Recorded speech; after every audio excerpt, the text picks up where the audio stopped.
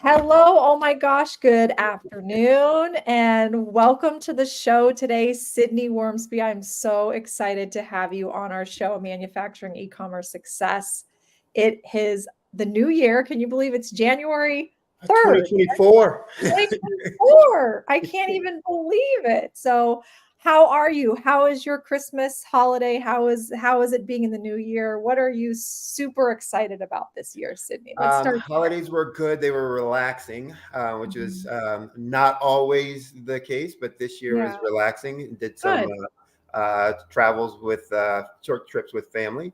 And so it was good. And raring to go, re-energized for this year. You know how the battery gets worn down towards the end of the year and running like crazy to, meet all the rest of your goals and, hit all those targets. And then you want to take a deep breath, but all of a sudden it's starting again. So raring to go.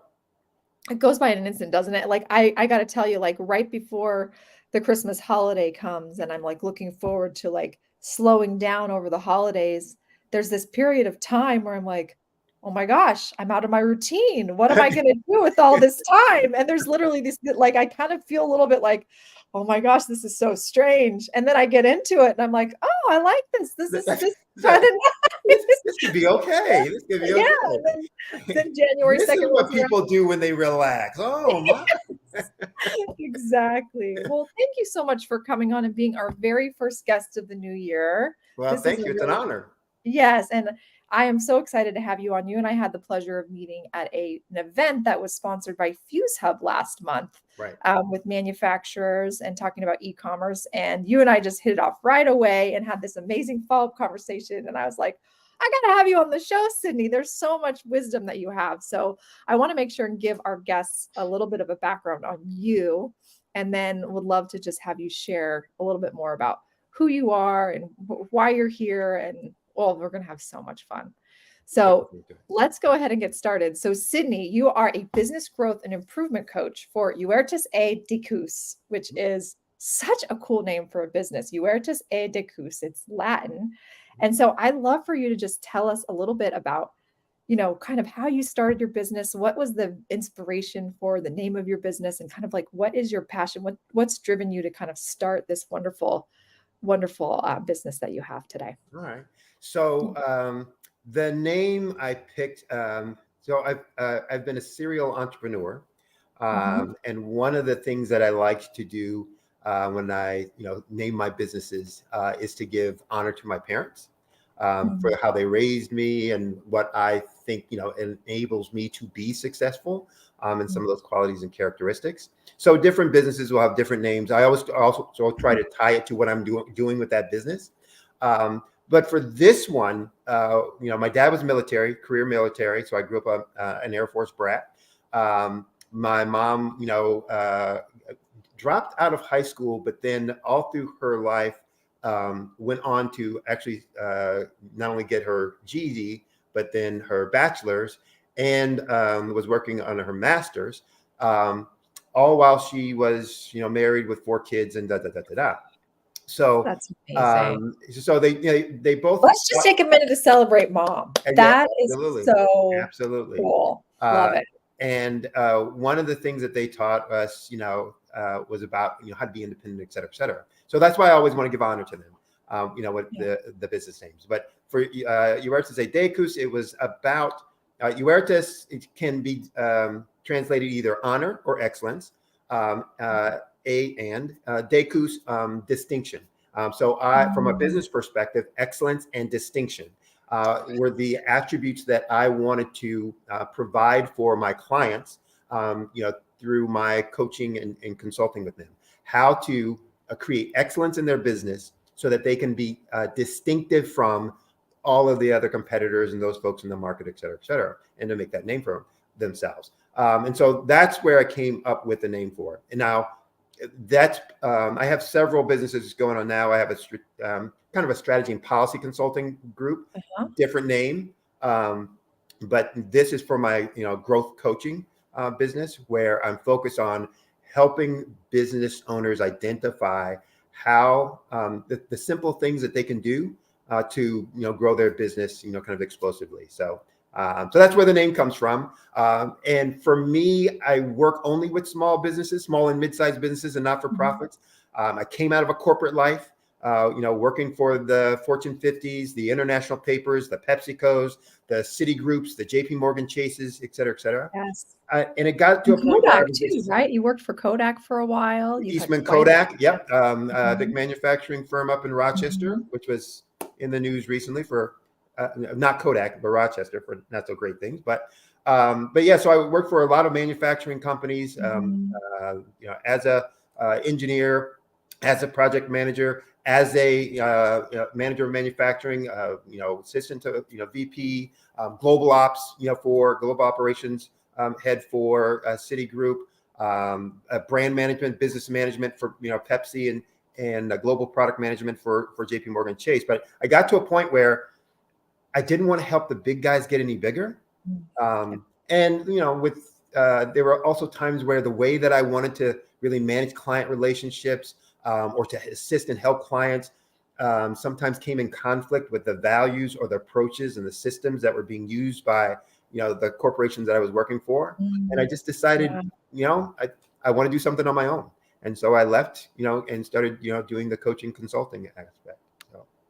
I can't tell you how much I love that mission too. I come from a long line of small business owners, a fourth generation entrepreneur. In fact, my great grandmother owned a bakery in Copenhagen in the Oh, 1850s. wow. So cool. She used to cater for the King of Denmark. Like so Whoa, for that's so pretty cool. long, I used to think I want to be the first woman in my family to own a business, and I realized I could never have that honor.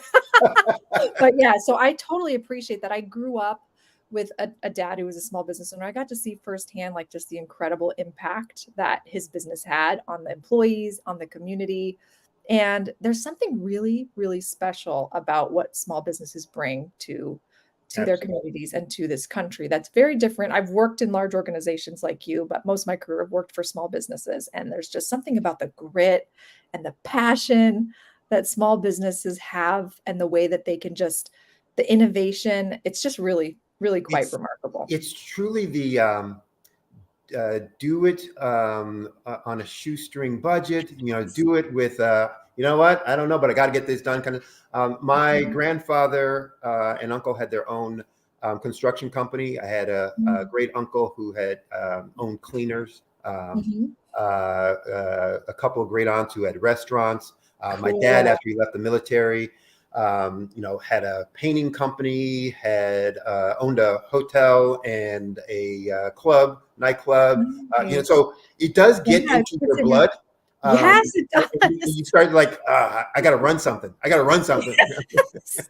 It is so true, and the, like, freedom and the autonomy to just, like, create is Right, just so fun. right, right. That's such a cool I love that, that's such a great mission. I think you bring so much it's really interesting the just the variety of experience that you bring because you have experience as an engineer, as a project manager in marketing and business development, so much diversity there and working for large companies and small. That's really tremendous that you can kind of bring all of that to your clients. That wealth of experience and knowledge is super, Well, very and cool. and it's been a true plus in even when I was working for a corporation, just having the different mindsets, et cetera. But Yeah. you're right. Being an entrepreneur and having my own businesses, supporting small businesses, working for a major corporation.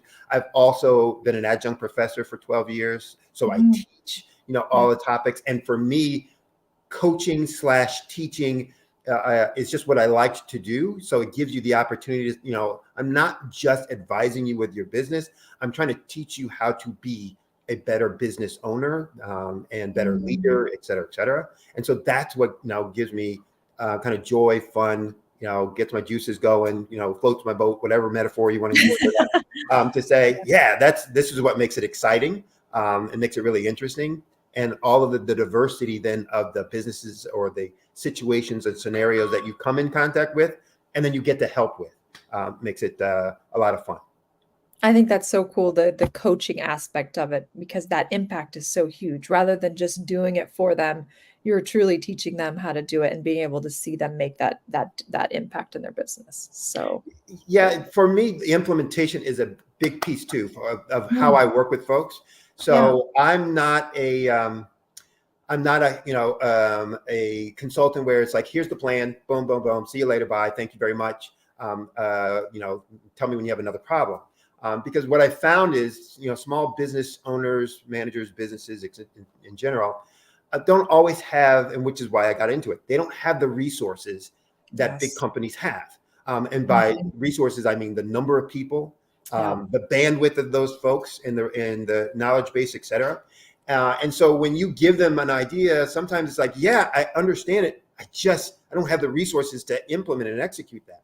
And so implementation became a very important part of what I wanted to do with folks to help them move their business forward. To be there kind of elbow to elbow, hip to hip, shoulder to Mhm. shoulder to say, yes, I'm going to teach you how to do this, because ultimately I don't want you for a client for a lifetime. I want to teach you how to be able to do this and then go, be independent, be a disciple. That's fine. Be a disciple of these and go do it. But I'm not looking, that, oh, I want to make sure that they're my client forever. My friend Yeah. forever, yes. My Mhm. client forever, only if you have something you can't solve. But I'm hopefully trying to teach you how to solve all those things going forward. Yeah, it's like you're helping them graduate, right? You're Yep, taking them yep, through college or high school, and then the real victory is when they graduate and they get to move on and take all of that wonderful learning and yep. implement It's it. for you have kids. I have kids. For those who have kids, it's the same experience with your kids, right? It's Yeah. like, I'd love you to stay home forever until they start wanting to stay home forever, and then you're like, no, no, no, I don't really want that.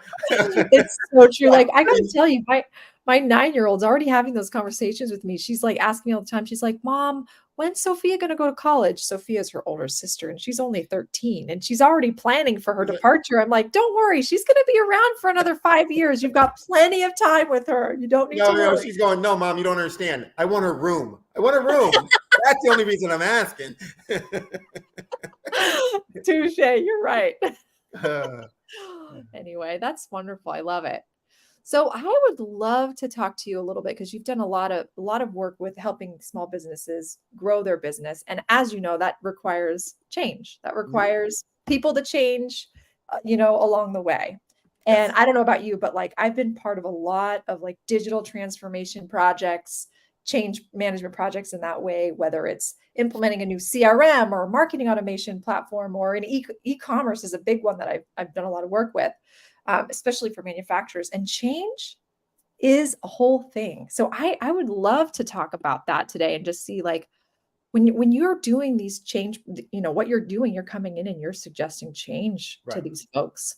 And when you think about it, like, a lot of, change management, especially digital transformation projects fail. The reality is they don't go well. Mhm. And I would love to just hear from your experience. What do you think is like kind of like the primary reason or reasons that you see that most of these transformation projects don't work out or don't, meet the objectives that they had initially? What are some of the top things that you've seen there?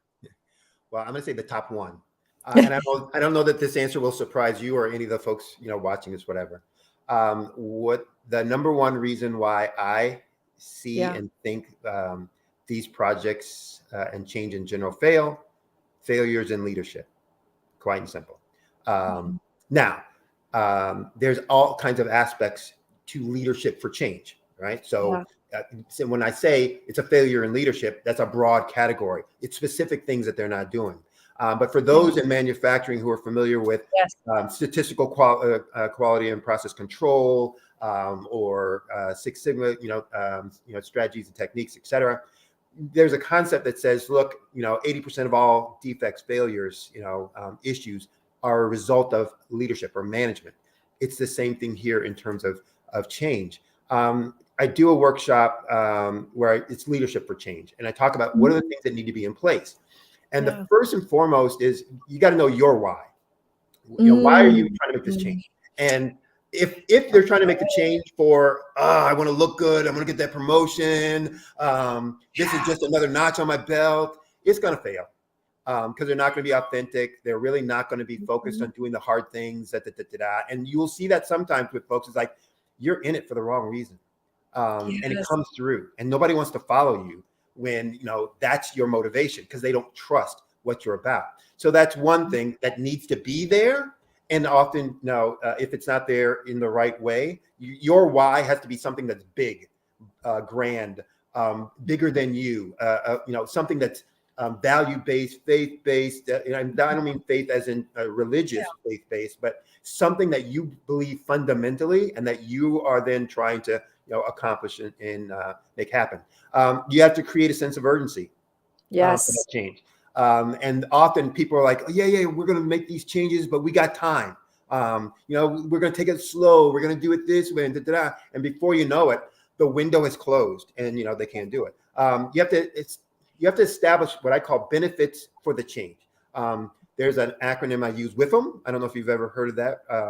WIFM, WIIFM. What's in it for me? What's in it for me? Everybody wants to know that because I don't want to change. I don't want to change.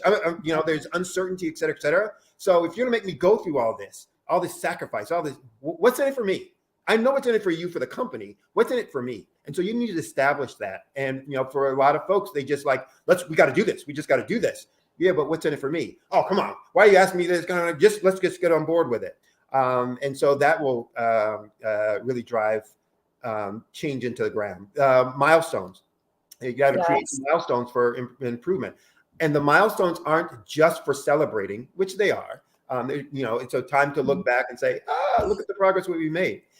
But it's also important for those to look back at that progress to motivate people for going forward. Because, when you're doing change, there's a lot of sacrifice. There's a lot of stuff to get involved. It's a hard process.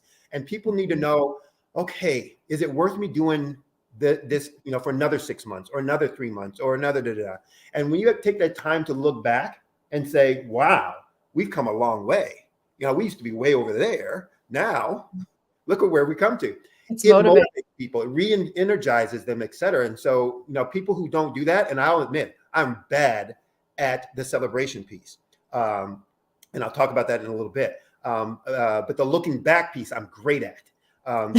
Hey, let's look back. Look at what we've done. Look at what you've done. Look at where you were now. What you're doing. Look at the mistakes we were making before and what we're not doing now. And here's a critical one for leadership. You need to select a loyal group of lieutenants.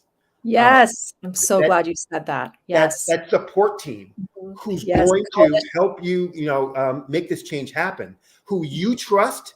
To get things done, that you will trust their advice and counsel, because you're not going to know everything, but also who bring a certain skill. You do my Liam Neeson, kind of a particular set of skills in each individual that's going to be useful for the journey ahead. And then constant communication, to make sure you're always talking to people about your vision, et cetera. The celebrating the wins that I talked about before. And whether they're big ones or small ones. But then the last thing, you gotta institutionalize it.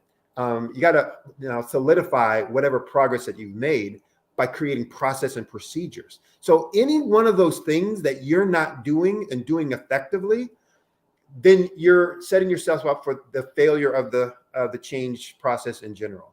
And you can't do 8 out of 10 because those other 2 are going to really screw things up. You can do all 9. How many do I have? I think it's like 8 or 9. Well, anyway, but you get to the end and you don't do that institutionalizing the change or the improvement and the progress, you're going all the way back to 0 again, because people are going to forget. You're going to get fat, dumb, and happy. People are going to say, we don't have to do this anymore. It's done. We're good. And then all of a sudden you're doing the whole, let's get back to the basics conversation with your staff, right? Yeah. Get back to the basics. Well, if it's so basic, then why'd you stop doing it? And it's because you didn't put in a process and a procedure around that. So failure of change is almost always a failure in leadership. And it's usually one of those aspects that I just talked about there that someone's not doing that drives that or that leads to that. So good. So leaders need to have a very clear why and compelling why. Mm-hmm. They need to have a coalition of lieutenants to help them execute. They need to help the people on the team in the trenches know what's in it for them. They need to implement processes and procedures. And there was more that you said that I'm trying to remember, but that was all solid gold. One question I have is, what if the leadership doesn't really have a clear why? How do you help them find and cultivate that? So one of the things that, so part of the creating the sense of urgency is, That. creating the burning bank, the burning house, so if you don't change, so you start brainstorming what ifs. And I do this whole talk about, the power of those two simple words, what if. Yeah. And it's just like any superpower, it can be used for good or for bad. When we use what if for, bad reasons, nefarious reasons, it's the fear, right? Well, what if this goes wrong? Well, what if that doesn't happen? Well, what if they change so-and-so? It's what if is powerful because it starts our brain to really be creative. And if we're being creative around something negative, we will create a great negative story and we will be paralyzed with fear, right? But we can also use that for creating what if it does? So in that case, we're creating the what if of, what if we don't do this? What if we don't change anything? What's the likely, scenario that we're going to have? What's the world going to look like when that's the case? Well, we're probably going to And now, what if we do make this change? What's a here's what's going to happen, et cetera, et cetera. Is that a good thing? Is that a bad thing? So you start helping people understand and create that vision for the future, and just saying, which of those futures do you really want? Do you want this future, or do you want this future? Well, I'd really rather have that one. Okay, then how do we make that future happen? What are the things that we're going to do, for changing that? What are the things we need to do to change that? That is so good. I love all of that. Oh man. Man, it just leads to so many more questions. So, okay, so I think one of the things I've experienced when it comes to change management projects is that you definitely need to have like that coalition of like people who are going to help lead the charge, right? Have at least, a champion, a team of champions better who represent stakeholders from all the departments that are going to be impacted by change. But one of the biggest challenges I see, and I'm sure you experience, is just like how you communicate that vision and that plan and involve and include all of the people that are in the trenches in it so that they own it. What kind of strategies do you recommend so that change, like the people, that everyone who's involved feel like they have ownership in the change and they're included in it, so that it's not something that's just like coming from the top down, but it's something that they feel like they're a part of creating together? Yeah. So we'll combine the two things we were just talking about. So remember when we were talking about Witham? Yes. And when we were, just talking about creating that vision of two possible futures. Yes. You're doing that also at each level and within each function of the business. Hey, what's wrong with where we are right now? What's not right with our process? Kind of the pluses and minuses. The good, the bad, the roses and, whatever the metaphors you want to use, right? And so people can start, thinking, I don't like this aspect, or, when this is going on, this is a problem, or we always have to deal with this, or this department never does X, Y, and Z. Well, what if we change that? How would we change that? How would that change your life? What would it make it different? What's easier, harder, blah, blah, blah.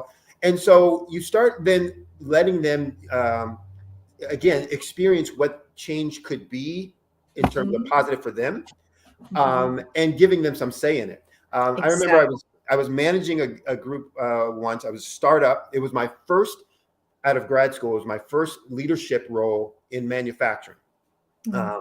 And I'm managing folks in a union. No, technically it wasn't a union environment. It was in a union plant, but the business unit that I was managing was non-union. But we kind of went by all those, union rules, et cetera. Yeah. And, people, I was 26 at the time, and they were quick to let me know that they had been working longer than I was old. Right. So manufacturing. Yep. Yep.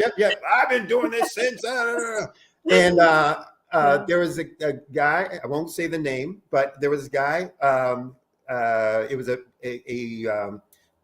coding piece of equipment. So it coded, big stocks of paper, et cetera.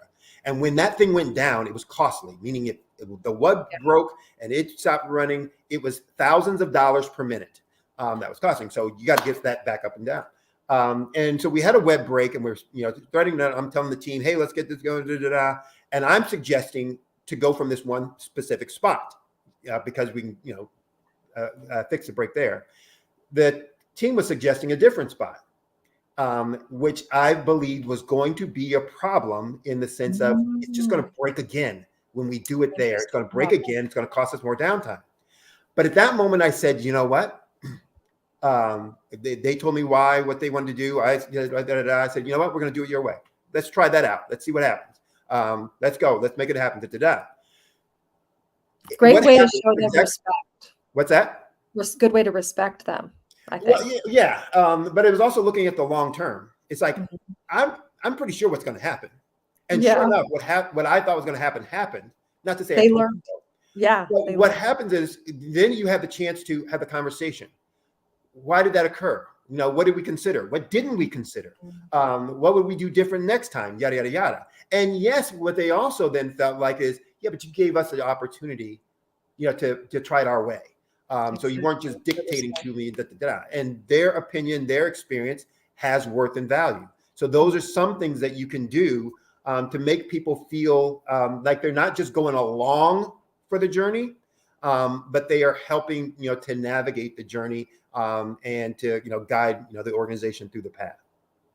That is such a great example. You're respecting the tradition. You're respecting what they've built to that, their experience and what they've built to that point. It's something I talk a lot about when I'm talking about B2B e-commerce, is that it's so important when you're going through a change management project, any project, that you identify like what are the core threads, the core thread of tradition that your customers rely on, that your employees rely on. Like you've got to identify that at the start of the project by asking your customers and asking the Right. employees, like what is that one thing that we want to hold true to through this transformation so that they have that sense of grounding and stability through all the change that's going to happen. So you're not throwing everything out. Right. You're going to keep some of those core things, but like the really good stuff that you want to change, then they feel like it's not like completely disorienting to them. And that's a great point that you're making there in terms of the having a feeling of continuity.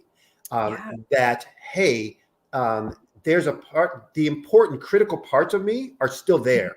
Yes. It's still present, in this new environment, this new state, that we've created. But there's parts of me that we've left behind. And we're okay because I decided that wasn't a good part. I was okay with that. I'm better off here and but you are giving, as you said, respect to the capabilities, the knowledge, the experiences of all that's there. And, the worst thing, so you can say to someone is, the questioning of their experiences because of something that's superficial, their age, their gender, their height, the region of the country that they're from, the company they worked at last time. And we do that all the time. How long have you been doing this? Like that matters. Who's the engineer here? So we find ways to try and discredit folks versus saying, wait a second, there is power in the fact you've got an experience that I don't have, or you've got an expertise that I don't have. And I want to understand that and the perspective on that. And how do we incorporate that? Or let me look at it now from my perspective of what you just said and see if I see any truth and relevance in that. And let's come to a decision on what we're going to do. I love that. That's true diversity and inclusion. And that is what's going to lead to an even more successful, more innovative solution, right? Absolutely. I think that's so key and critical, is like the more that you listen to those voices and make sure everyone has a voice and you show respect to their experience or even lack of experience, whatever the case may be, everyone has a voice that's a part of the project and it should be heard, is I think so important and critical. And it's one of those, I gave the example before of giving people some opportunity to participate, et cetera. There's also a difference between, and I always use this, analogy with kids, right? That's about kids. If you had a 3-year-old that you were walking along, the sidewalk with, and they went to run across the street, you wouldn't say, oh, well, Susie, do you really think it's a good idea? Okay, if you think it's a good idea, let's go ahead and we'll see what happens. You wouldn't do that, right? So there are certain things in your business, it's the same thing. It's like, you know what? I can allow for your trial and error in some aspects to build culture and to build, kind of a way of doing things, our way of doing things. But you also need to recognize, where, you need to, set limitations. Or not let people stray into harm's way and therefore cause more long-term detriment for your team than could be or should be. That is such a really important point. how do you help leaders find that fine line and balance in those situations? Like, what is your recommendation to them to identify those times when they need to have guardrails and say, "Hey, wait a second, you know what? I'm not going to let you just go with whatever you think is best here." Right. Like how do you help leaders find that balance? Because So, a I lot mean, of times I think leaders are trying to figure that out for them. Like there's navigating so much uncertainty. right. Um, and there's pretty much most of it is uncertain. And so being able to find the grounding of like, okay, here's where I need to set ground, guardrails or whatever. What would you recommend there? So there's a concept called situational leadership. I don't know if you're familiar Mhm. with it. Situational leadership basically says, look, people's performance is going to be dependent upon two factors: their motivation to do what you're asking them to do, and their ability to do what you're asking them to do. And so, Mhm. because there's these two factors, they can either have high motivation or low motivation, high ability or low ability. And now there's all these combinations, actually 4 combinations, right?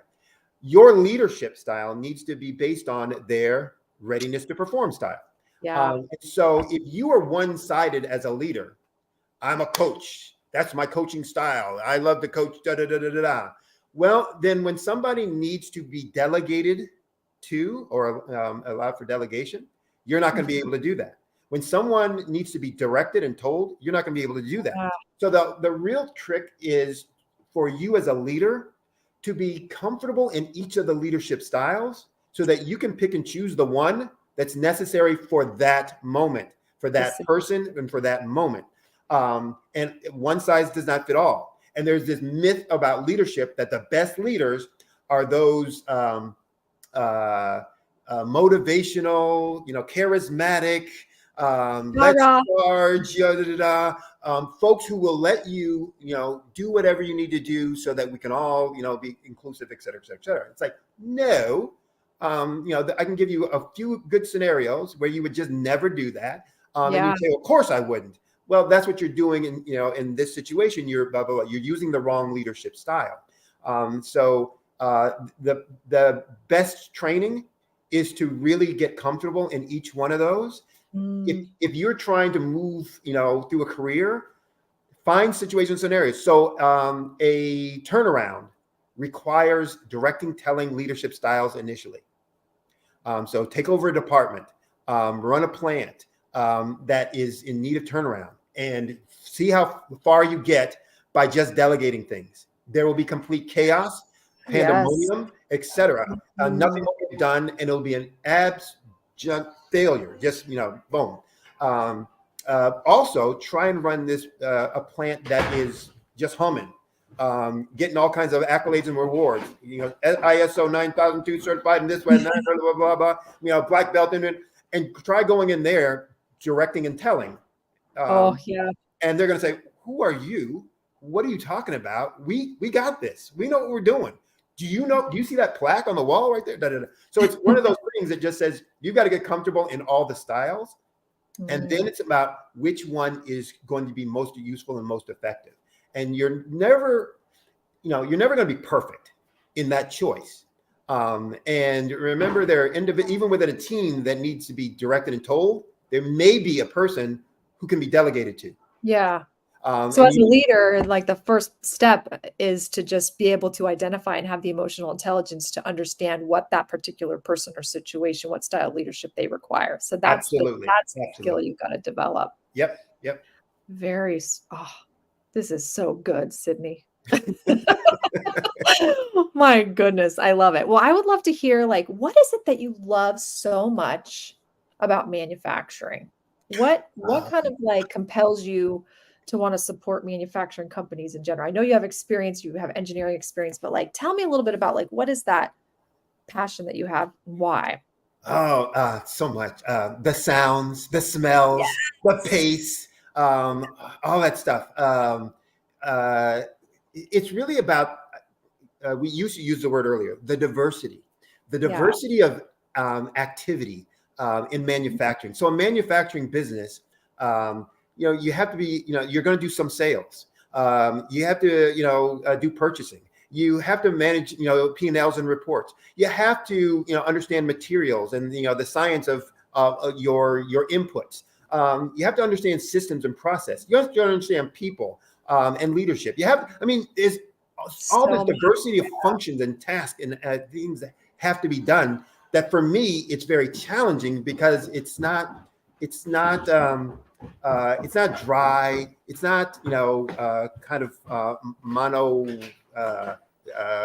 activities, that same thing every day. And for people who say, oh, it's the same. No, it's not. There's always something new and different. Even if what you're doing is the same, what you're experiencing is different. So that diversity is big for me. The complexity of all those things, a decision that you make. And I had a client where they brought me in to talk about inventory management.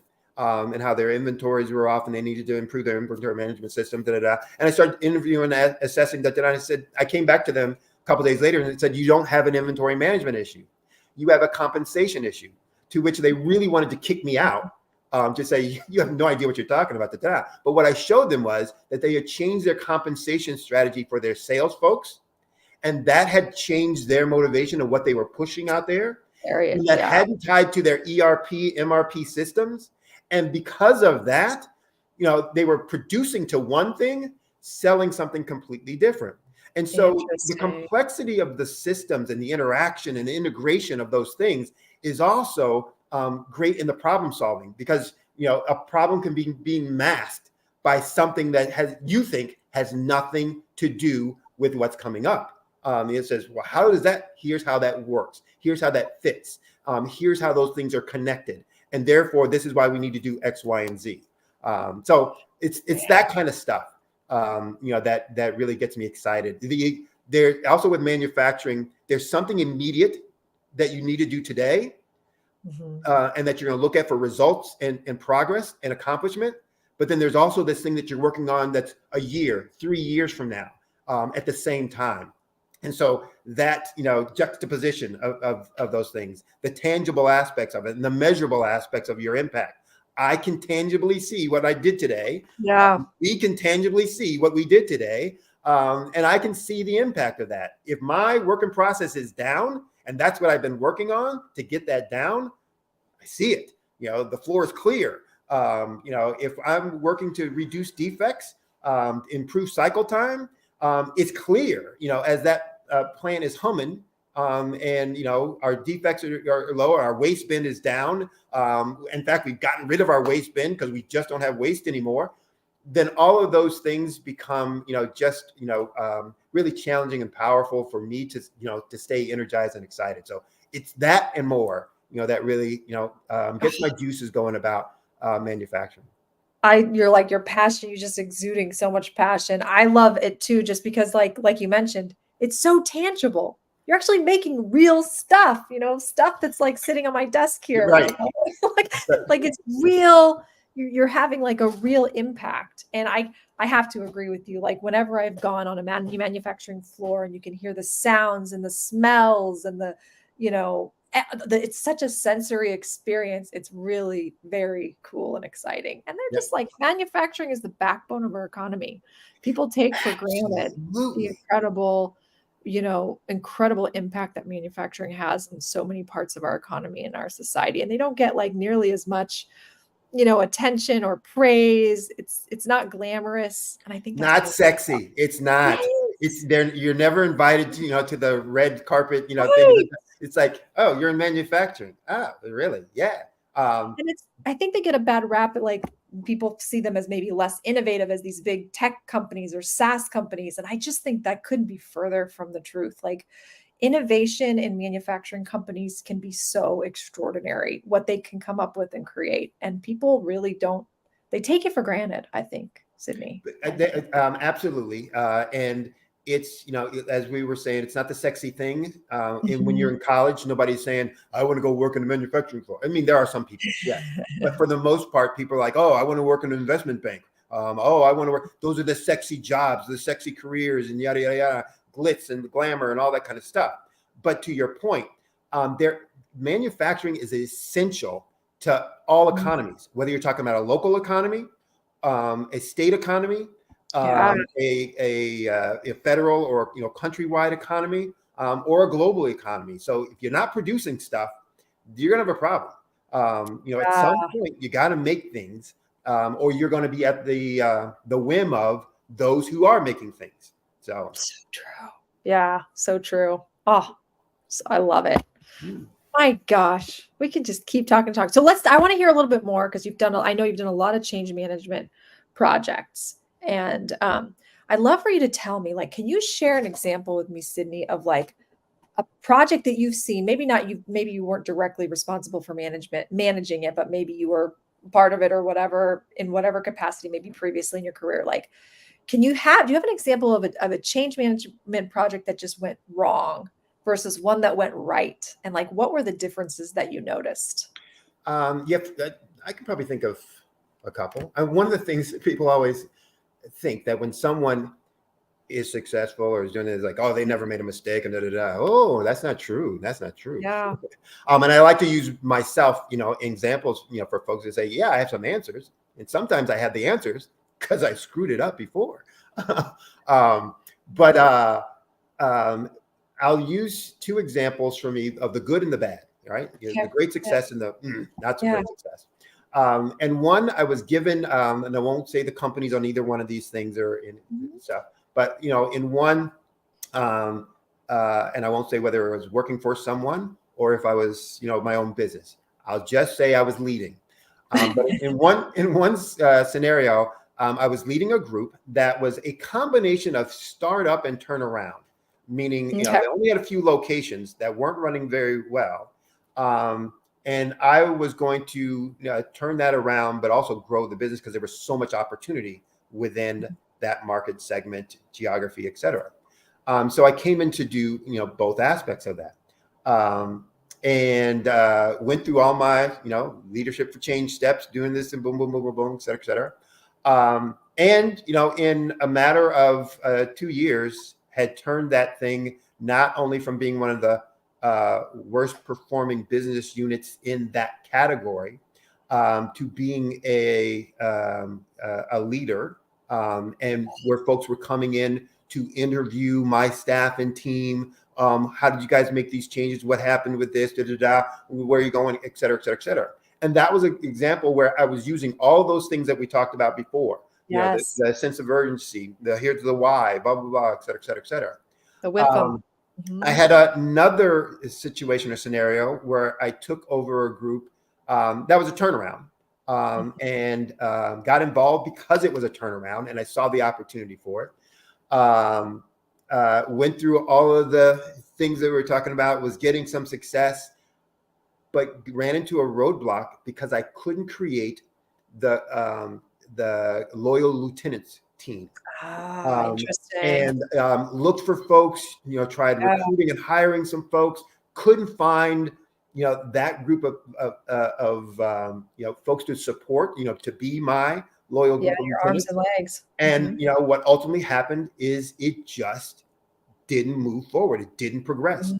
Got to a point and then it was stagnant because it then relied on just me being able to hold that still. And so all the growth plans and visions that I had for it, it's like, can't go there, can't get there until, this happens.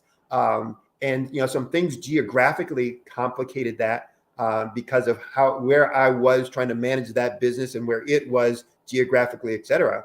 So I ultimately sold the business because it was one of those things saying, look, it needs a different kind of leadership that, going to be there or have this kind of, and that's not me. That's not my strength.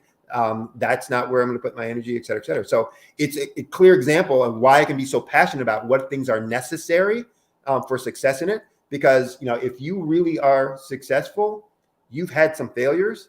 And for folks who are saying, oh, no, I haven't, then they're just being insecure, saying, no, I don't want to tell anybody because then they'll think less of me. Well, you can think of me whatever you want to think of me. Here's what happened. Here's what happened. Here's what it did. Here's what I learned from it. Take it however you want. Do the same thing. Don't do the same thing.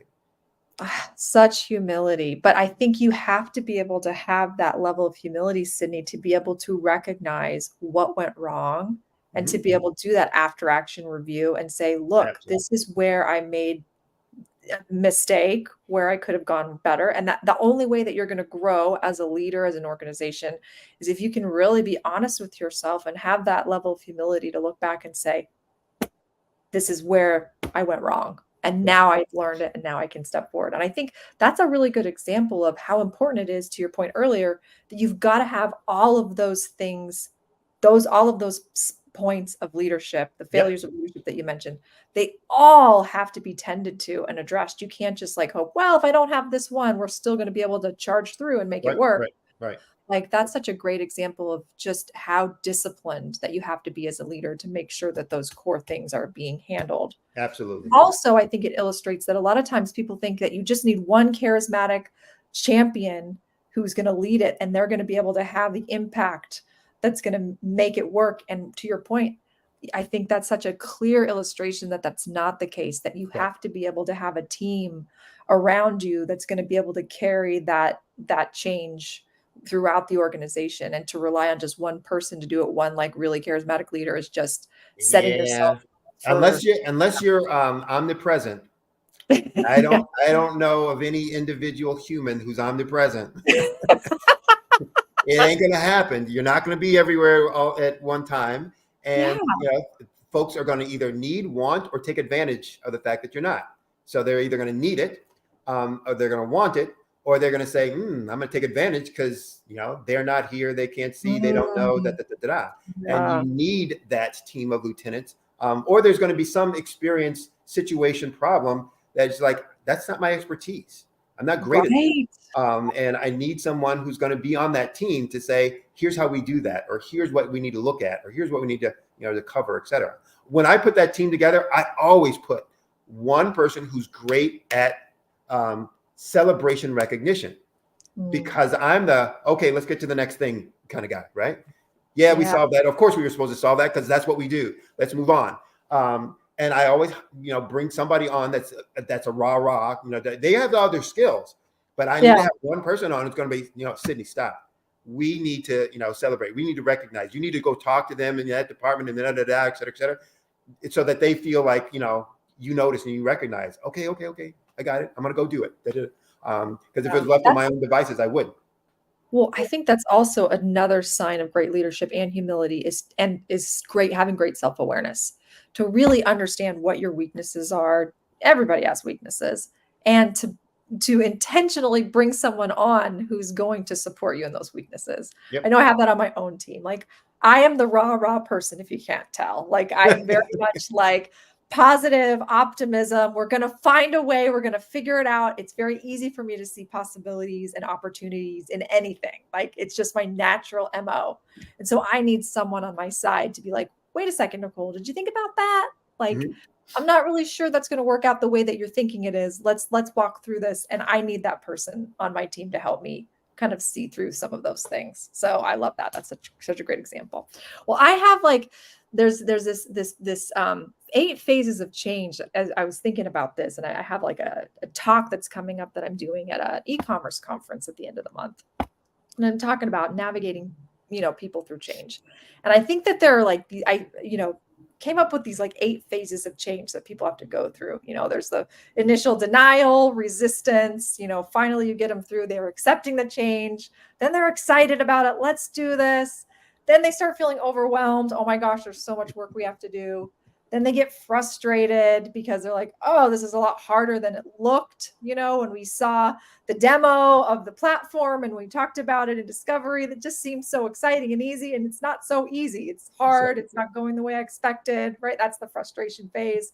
And then there's adoption, like repetition, making sure people understand and that you have processes in place to kind of like make sure people can adopt to whatever this change is. And then of course the final phase is integration, or, you're celebrating along the way, but integration is, it's like finally becomes so core part of we don't even think about it. It's just a natural part of our process.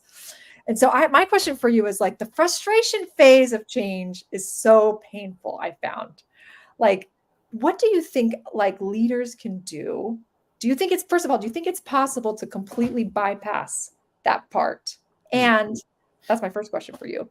And, or how can leaders kind of lessen that frustration phase that has a tendency to crop up whenever you're leading an organization or a team through change. Okay. So the first question, can you eliminate frustration? I think frustration is inevitable. Um, uh, and I'll give an example. The same situation can cause opposite reactions and therefore opposite frustrations for folks. Okay. If I'm talking about pace of change, there's someone on my team who's going, we're going too fast. We're going too fast. Come on, slow down, da, da, da. And there's someone on that team that's saying, what's taking this so long? We should be over here already. Da, da, da. Now, you may be one, as the leader, you may be one or the other, but you're going to be one place and somebody else on that team is going to be somewhere different. You're experiencing the same thing, but you're experiencing it completely different.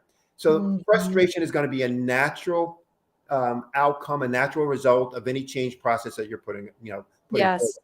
And we can't take that as a negative. I mean, in my opinion, you can't take that as a negative. It's like, oh, I must be doing something wrong because they're frustrated. We're changing. Yes, it's not comfortable. We as human beings like things to be, steady state, status quo, certainty. Uncertainty we're not good with. So yeah, I think it's inevitable. Now, however, you saying that, I gotta say, it releases, I think, a lot of the pressure that people feel like with change. Like, just accept that there's going to be a part of it that's going to be frustrating, and that means it's good. It means good things are happening, right? Like, it means you're moving forward. And I mean, there's so many things around what you just said there too.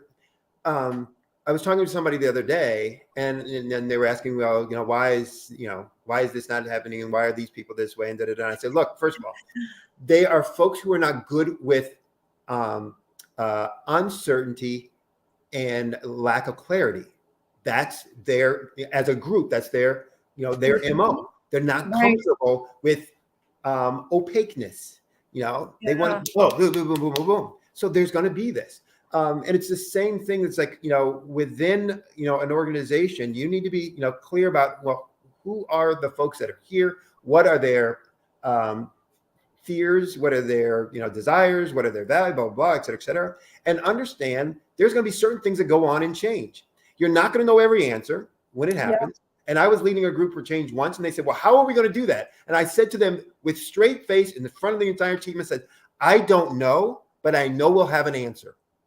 That's all. I don't know. So you're asking me today, how is that going? I don't know, but I know we will find an answer. We'll have an answer. And I didn't say it as I hope we'll find an answer. It was like, I know we will. Yeah. I don't know what that's going to be. I don't know what that, but I know it will happen. Boom, boom, boom, boom, boom. And so, boom, and we did it. And it's like, see, there's the answer. Now we're going to do this, and et cetera. So there's, that part of process that says, yeah, there's going to be those frustrations, about some of them are going to be big. Some of them will be small. Some of them will be daily. Some of them will be just once in a while, but they're going to occur. And how you deal with that, don't tell people they shouldn't be frustrated. But also don't let them wallow in it either. It's like, yeah, that's not a great thing. I understand that. Now, what are we going to do about it? But you can do certain things to reduce frustration. And one of that is setting clear expectations. So when I'm going through change, I tell folks, have you ever been on a flight and there's been a heavy I can speak. Turbulence. Yes. All right. So there's a different way that you respond to that at least for me, when a pilot doesn't say anything and when a pilot does say something. When a pilot doesn't say anything and the plane is just, you're like, well, what's going on? What's going on? So true. Right. But when they say, ladies and gentlemen, we're going to be going there. It's going to be bumpy for about the next 15 or 20 minutes. You're like, oh, yeah. It's bumpy. I know that. So it's the same with any kind of change. It's like, look, it's turbulence. You got to let people know it's going to be bumpy. Things are going to be a little hectic. We're not going to always have the right answer. Things are going to be a little frustrating. Things are going to be this. So when it starts happening, you can say, remember we talked about that. Yes. And they're like, oh, yeah. You did tell me. Okay. You look like now you're the brightest kid on the block, right? Not the schmuck who didn't, take this into consideration, et cetera. So, so one, we can set clear expectations about what's going to happen, how it's going to happen, why it's going to happen, what we're going to do, what we're not going to know, all those other kinds of things. The second, though, is you can decrease uncertainty with increased communication. Mhm. So, and again, part of the frustration is people were like, I didn't know that was going to take place. Well, just keep communicating. Here's what's going to happen. Or here's what just happened. Here's what we decided. Here's what's possible. So, and there will be some people, when you tell them what's possible, are going to get frustrated because it's like, well, tell me exactly. It's like, I don't know exactly, but here's what I'm going to tell you. There's going to be something, et cetera, et cetera. So there's some things that we can do to reduce the frustration. The other, I would suggest, and this is maybe it's my personality, make it a game. Ooh. Make change. There was a book, and it's not like this was my unique, although I make everything a game. When I was little, I had to cut the grass. I would take the lawnmower and I would cut some saying in the grass before I cut the grass. It's like, oh. It was just like, can I do it? And then I take pictures of it. But for me, it's like, you know what? It took me 2 hours to cut, the grass that should have taken an hour. But you know what? I had fun for those 2 hours. I love it. What was your favorite saying? Actually, it was when I got to college and I started cutting. I started cutting in. I went to Michigan State, so I'm a Spartan. So I would even cut Spartans or go green. And, think about how long this takes for cutting the grass, right?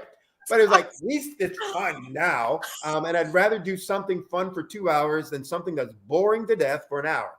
Not a great efficiency conversation, but, for fun and entertainment. So, but there's a book that's called The Game of Work that talks about, how, and it's an old book. So don't think it's on the bestseller today, but it talks about the structure of games that makes us want to do them.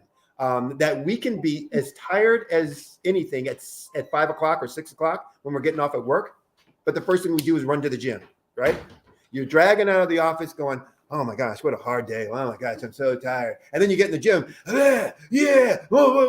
So what is it about that stuff? And so it's creating structure at work that makes it a game and like game. And for those folks who are out there who are studying game theory and all that stuff, and how do you apply that for user research and user experience, et cetera, says you'll understand some of this stuff that just says, hey, I can make this whole change effort fun and exciting about a game. When, how soon? Let's make bets on how soon we reach this one milestone, or what the difference, what customers are going to say for it, or what our transaction count will be when we get to here, or there's all kinds of stuff. That will, or which one of these changes will have a bigger impact on customer satisfaction, this one or this one. And you can have team this and team that. There's just a ton of things. If you want to make it fun, you can make it fun, and that will reduce some of the frustration because it gets people, focused on things that are exciting and interesting rather than mundane and uncertain. And it makes it social. You're through the game, you're connecting, you're creating a way to connect with your team and your colleagues. And I think that's kind of social connection. That's like the glue that kind of holds your culture together, galvanizes you as a team so that you can kind of get through the hard parts, right? Like when it's hard, you want to feel that connection. That is such great advice, Sydney. I love it. And I think it's so, like what you said about the airplane, I can't tell you, like I've been on planes where there's turbulence and the pilot doesn't say anything. And I'm like so stressed out. I'm like, could you just tell me how long we can expect this to go? That's right. That'll be fine. Just tell me it'll be another 20 minutes. Okay. All right. I can deal with that, but when they don't say anything, it's all, so I love that. I think it's so true. And that's one of the things that, I talk about in my talk is that you got to set those expectations and that clarity up front to say, like, this is what you can expect through this process. Change is going to be, there's going to be parts where you're going to feel overwhelmed. You're going to feel frustrated. You're going to feel excited at times. That's a natural part of the progression of what we're doing here. And when you're feeling those things, just know that means you're growing, that this is a good thing, that we're making progress and we're moving forward as an organization. And if you can set that up front, I love that. I think it just kind of helps people kind of prepare for it so that when it happens, they're like, okay, it's not going to increase their frustration. If anything, at least it'll just, help them be able to get through it. So, oh man. Yeah, Sydney, we're over time. This is so fun. No. Let's just keep going. So my last question for you is, and I think I know the answer to this, but do you think change is ever easy? Easy. Never, never, never. I mean, the motivational answer would be, oh yes, you can make, no. Let's set clear expectations. Change Yeah. is never easy because of how we're constructed as humans, right? And Mhm. here's how I know that, and you can know that. I don't know if you're familiar with uh, Niccolo Machiavelli. Machiavelli wrote The Prince, the book, The I've Prince. heard of it. I haven't Yeah, read yeah. it. Yeah. So 15th century, no, I'm sorry, 16th century, 1500s. Um, he had a quote that was, I'm gonna try and paraphrase it. There's nothing more difficult to take in hand, nothing more perilous to conduct, or more uncertain in its success than to take the lead of introduction of a new order of things. Now, Mm. that's saying change is hard. It's difficult. It's dangerous. It's uncertain. And he said that in 1500, 500 plus years ago, right? So in 500 years, nothing has changed about the difficulty of change. Yeah. So no, it's not easy. It's never going to be easy. And that's just how humans are constructed. As I said before, we can make it fun. And that's the role of leadership. Make Yes. the change fun. Don't try to make it easy because you're not going to work on that. And all you'll do is ultimately sabotage the change you're trying to make because you're going to make people not have to make the sacrifices or do the things necessary to get to where you set as a vision. So don't try to make it easy. Make it fun, and do those other things that we talked about. I love it. And true too, though, like if you think about it, anything of value that we ever experience in our life came on the other side of a very difficult change that we've Yep. had to go through or traverse and do, and that's just like the beautiful part of being human, of growth, of all of that. So like if you want to grow as a company, as a human, wherever it may be, you just have to embrace that it's going to be difficult. You don't, when you go to the gym, you don't go there and think, yeah, it's going to be easy, I'm just going to get a six pack tomorrow. That's It's right. going to take discipline and effort and consistent commitment in order for you to get there, and you're willing to sacrifice for that greater long-term goal. So like I love what you're saying there, and just keeping that why, whatever the why is that's leading you there, Right. right in the forefront. Mhm. The goal of change is not to be easy. The goal of change is to transform and help you grow and Right. get you to a better place. Yep. So, here, that's amazing. Oh, we just keep talking. This is so fun. Sydney, I just want to thank you so much for coming on the show. This has been so illuminating. I've learned so much from this conversation. I know those listening in too will just, man, if you have a chance, you've got to connect with Sydney. So I'd love for you to share. I know you've got some really exciting things coming up. You've got a really cool workshop coming up this month. Mm-hmm. The Profit Forum, I believe, the Profit Forum.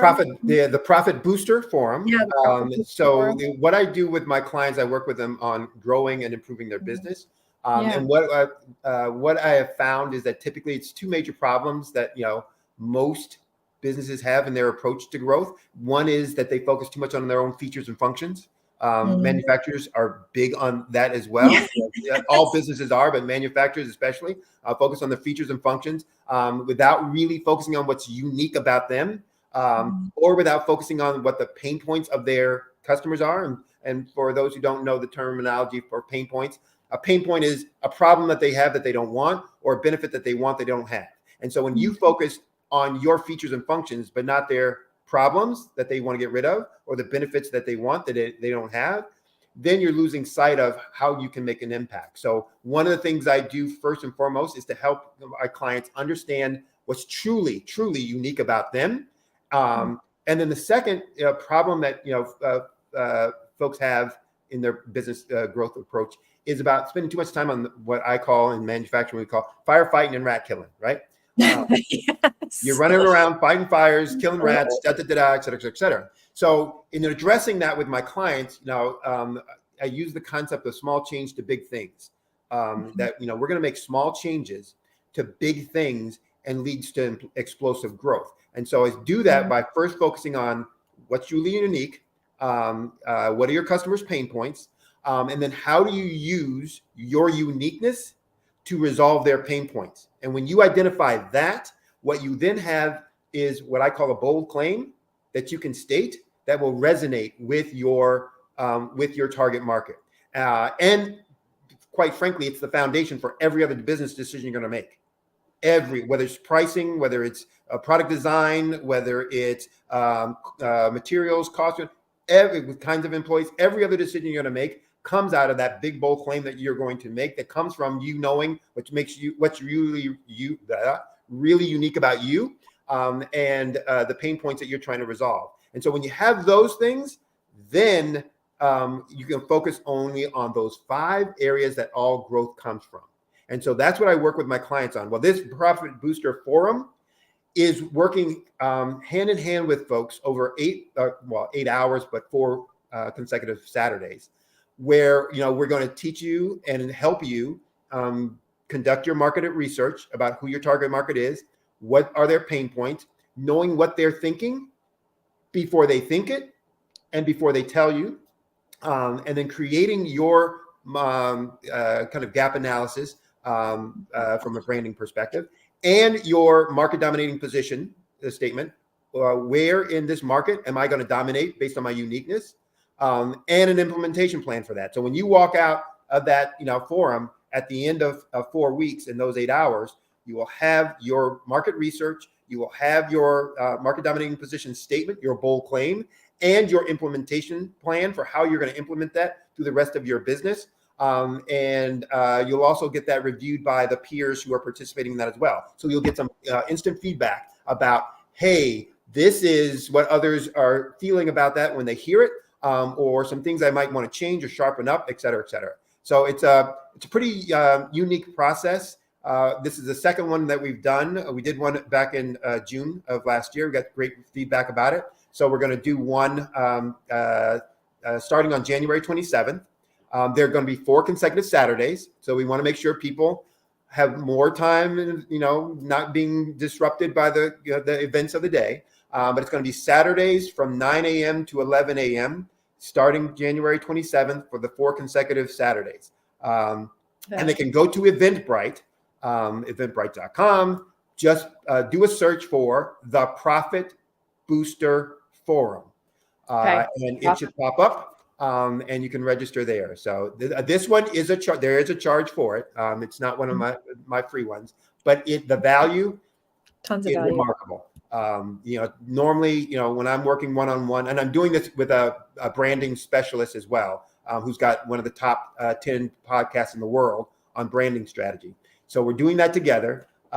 When we work with folks individually, one-on-one, we are charging anywhere from $4,000 to $6,000 for this amount of work to come to the same point. But we're doing this collectively as a group, and so the charge is only $497. So it's a ton of stuff that you come out with in that time frame. So we're pretty excited about being able to do it with folks and getting some great stories from this one as well. I love it. Sounds like a fantastic event. And I just put the link here in the show, so anyone listening in can go ahead and you can go and check it out. But it sounds amazing. Wow. Yeah. Love it. Well, thank you so much, Sydney. And where can people reach you on LinkedIn if they'd like to reach out to you? So LinkedIn under my name, Sydney Wormsby. That's Sydney, Sidney, and Wormsby. They can go to my website also, which is www.solutionswithresults.com, solutionswithresults.com. And they can see a little bit about my background experiences. They can get some free training from the site there, or they can actually do an inquiry with me. They can ask me anything specific about their business, and I'll get back with them within 48 hours with an answer, response, a solution for that specific thing. So there's lots of helpful stuff there. But the neatest thing on my website, I have a simulator. Ooh, cool. So if you go to that same website, www.solutionswithresults.com/sim, SIM. So S as in Sam, I as in indigo, and M as in mother. There will be a simulator there. And I talked about the small changes to big things. What you can do is look at the small changes that you can make in some key categories that drive growth and profit, so growth in revenues, growth in profit, and for your own business and your own business scenario. So this is not some fictitious made up stuff. You can put your information in this simulator, the change that you would like to make in each of these categories, and see what that the net result would be, and the net change would be in your revenue and your profitability for your business. And so it gives you a real idea that says, hey, I don't need to need to hit home runs. I can hit a few singles and doubles, and it really changed and transformed my business from a financial perspective. So I love it. I'm going to go do the simulator myself. I'm super excited. Well, thank you again so much, Sydney, for coming on. And I just hope you have a fantastic year ahead, and really looking forward to staying connected with you. And anyone listening in, please connect with Sydney. He's just, as you can tell from this conversation, a wealth of wisdom and experience and knowledge, and just doing such great work for small businesses and manufacturers. So thank you for coming on the show. And everyone listening in, thanks for tuning in. We'll see you next week. On our next show, we're going to have a culture expert coming on, talking all about how to build an amazing internal culture that builds and cultivates excellence. So excited for that. That's Craig Randall. He's going to be on the show. So we look forward to seeing you guys next week, and hope you guys all have a great week ahead. Thank you. thanks. Bye-bye. All right.